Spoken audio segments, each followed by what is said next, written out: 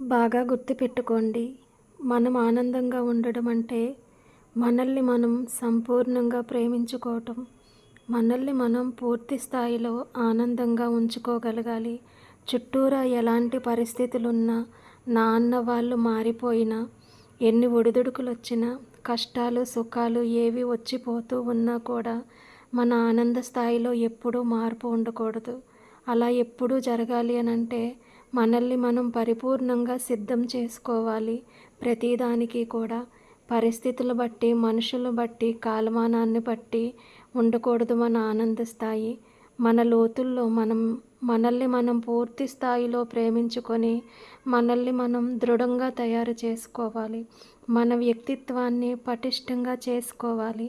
అప్పుడు మాత్రమే ఎలాంటి పరిస్థితుల్లోనైనా సరే నీ పెదవులపైన చిరునవ్వు తొణికిసలాడకుండా ఉంటుంది. అలాంటి సజీవమైన రూపాన్ని నీ లోపల నువ్వు తయారు చేసుకోవటానికే ఏ సాధనైనా సరే ఉన్నది.